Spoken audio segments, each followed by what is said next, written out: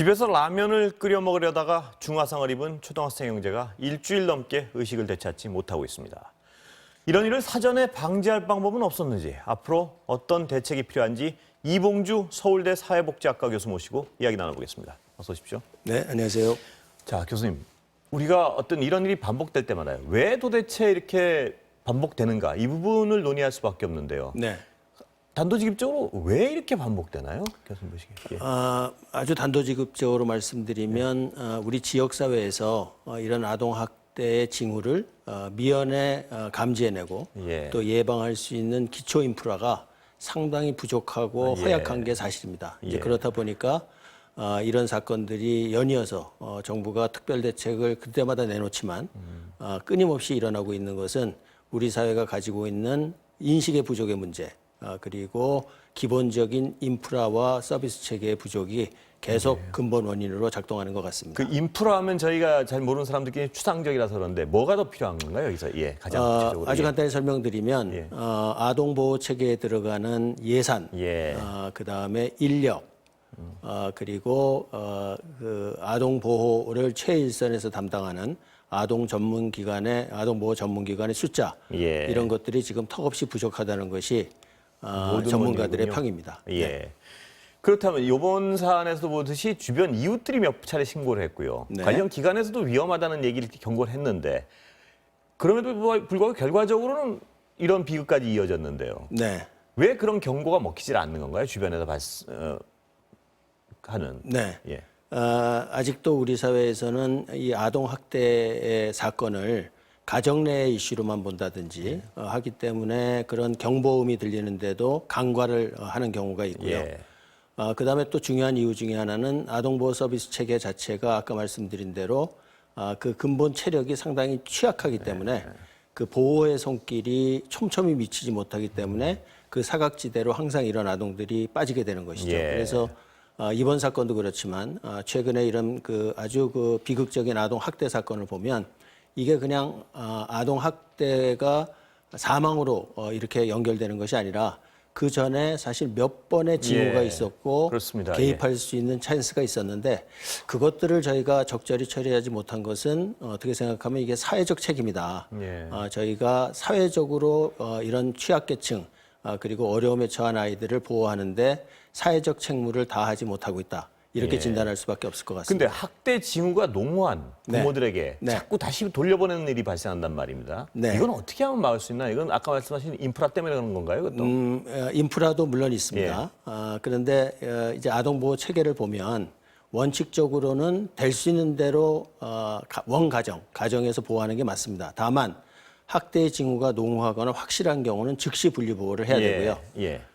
그런데 이게 인프라와 관련된 거는 지금 그 즉시 분리보호를 할 때 아동을 보호할 수 있는 시설들이 턱없이 또 부족한 것이 사실입니다. 2018년 가장 최근 통계인데 공식적으로 접수된 아동 학대 건수가 2만 5천 건입니다. 그거를 담당하기에는 사실은 이런 그 긴급 보호를 할 수 있는 쉼터라든지 이런 시설들이 지역사회에 부족한 실정이기 때문에 어떤 경우는 아동이 그런 쉼터를 들어가기 위해서 웨이팅 리스트에서 기다려야 되는 경우도 있고요. 또 쉼터를 갈 수 없기 때문에 부득이 아직 준비가 안 됐는데 원가정으로 돌려보낼 수도 있고 이런 이제 복합적인 문제 때문에 이 원가정으로 돌아가게 되는 경우도 있고 또 그게 재학대로 이어지는 그런 이 어떻게 생각하면 그 악순환되는 불행이 악순환되는 그런 사태가 일어나고 있다고도 볼 수 있습니다. 근데 그 문제가 있는 부모의 경우는 단시일 내에 어떤 행동 양태의 변화가 일어나지는 않지 않습니까? 그렇다면 원가정 돌려보내는 것 자체가 굉장히 위험한 행위가 될 수 있을 텐데요, 아이들한테는. 어떻게 해야 되나요, 그럴 때는? 물론 그 단기간에 바뀔 수는 없습니다. 그런데 이런 그 학대가 일어나는 또 학대가 자주 일어나는 가족들의 특성을 보면 사회적으로 취약한 계층이라든지 실직, 빈곤, 알코올 남용, 그다음에 또 대표적으로는 부적절한 양육 태도를 가지고 있다든지 또 어떻게 생각하면 아동을 어떻게 키우는 것이 잘 키우는 것인지를 모르는 양육 기술이 부족하다든지 이런 문제들이 있기 때문에 이거는 그 아동 학대의 문제의 접근도 필요하지만 빈곤의 문제라든지 알코올 남용의 문제라든지 그다음에 교육의 문제로 접근할 필요가 있습니다.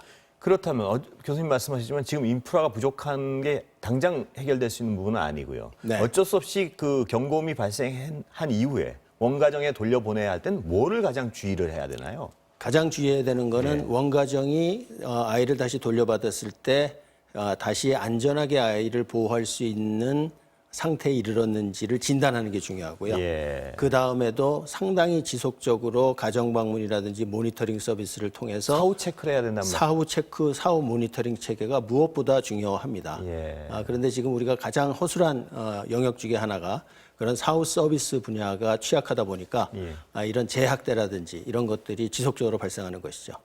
그렇다면 교수님 보시기에도 약간 어떤 학대 징후가 농후한 데는 반드시 빨리 분리를 하는 게 1번이고 네. 어쩔 수 없이 돌려보낼 때는 사후 체크는 철저히 해야 된다는 말씀이시죠? 맞습니다. 예.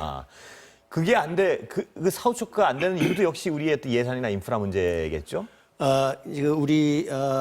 우리나라의 아동 보호 체계를 보면 법적이나 정책적으로는 선진국 수준에 가 있다 이렇게도 진단할 수 있습니다. 예. 다만 문제는 그런 법이나 정책을 실행에 옮길 수 있는 기초적인 인프라라든지 자원이라든지 인력이라든지 또 아동보호 전문 체계 전체의 전문성이라든지 이런 복합적인 문제 때문에 그게 실행이 안 돼서 계속 이런 비극적인 사태가 나타나고 있는 것이죠.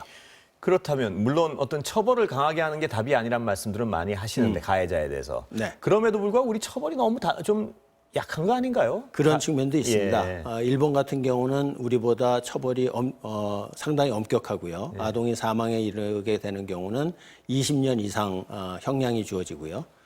그래서 이제 그 처벌도 중요하지만 그리고 부득이한 경우는 처벌이라는 방도가 필요하지만 그 처벌까지 가게 되는 것을 미리 예방할 수 있는 서비스 체계가 같이 가야 양쪽이 같이 선순환하면서 작동할 수 있다. 저는 그렇게 생각을 합니다. 그러면 당장 학대 징후를 보이는 부모들한테 무엇을 바꿔야 되나요?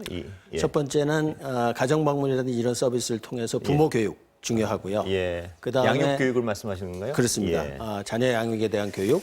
그다음에 중요한 거는 그 가족이 빈곤이라든지 실직 이런 문제로 스트레스를 가지고 있다면 그런 스트레스를 풀어줄 수 있는 다양한 지원책 이런 것들이 같이 복합적으로 돼야 아동을 보호할 수 있는 그런 가정 환경을 마련할 수 있을 것입니다. 예, 그렇다면 이 지금 예산과 인프라가 부족해서 이런 일이 자꾸 반복된다고 해서요. 이것도 지금 상태에서 인프라가 만들어질 때까지 방치할 수는 없는 거 아니겠습니까? 당장 할 수 있는 일이 뭐가 있을까요? 당장 할 수 있는 일은 지금 예산 체계가 전체적인 양도 가령 최근에 2019년에 예산의 양이 중앙정부 예산이 230억 정도였습니다. 그러니까 전체 보건복지 예산에 비교하면 0.0 몇 % 되는 정도의 수준밖에 안 되고요. 그다음에 그 예산 편성 자체가 정규 일반 국고 예산이 아니라 그 범죄 피해 예산이라든지 혹은 복권기금 예산 이렇게 돼서 예산의 그 성격도 불안정한 측면이 많습니다. 그래서 그런 것들을 조금 조정을 해서 인력도 조금 보충하고 또 아까 말씀드린 전국에 있는 아동 보호 전문기관의 숫자도 늘리고 왜냐하면 지금 아동보호 전문기관의 숫자가 전국에 68개인데요. 한 개 기관이 3개에서 4개 시군구를 담당하는 실정이니까 턱도 없이 부족하군요. 말 그대로 진짜 턱도 없이 부족하다 이렇게밖에 할 수 있고 그것을 놓고서 우리가 아동을 잘 보호할 수 있다라고 이야기하는 것은 뭐 사자성어로 하면 연못구호라고 할까요? 그런 실정입니다. 지금 인프라가 턱도 없이 예산은 그렇다면 교수님 보시기에는 지금 수준에서 어느 정도를 미니멈 더 늘려야 된다고 보시는 저는 미니멈 3배 이상은 늘려야 된다고 봅니다. 지금 현재 퍼센티지에. 하지만 그게 단기간에 이루어지기 어렵다면 한 뭐 3년이라든지 5년 계획을 세워서 점진적으로 늘려나가는 노력이 필요한데 최근 5년, 뭐 10년 동안의 경향을 보면 그런 노력이 거의 없었고요. 그리고 이 정부의 어떤 그 아동학대 상당히 비극적인 아동 사망 사건이 발생할 때마다 특단의 대책을 내놓고 뭐 일제 조사라든지 이런 대책을 내놨습니다만 대부분의 그런 대책이 일회성으로 끝나거나 이렇게 되다 보니까 지속력을 갖지 못하는 것이죠.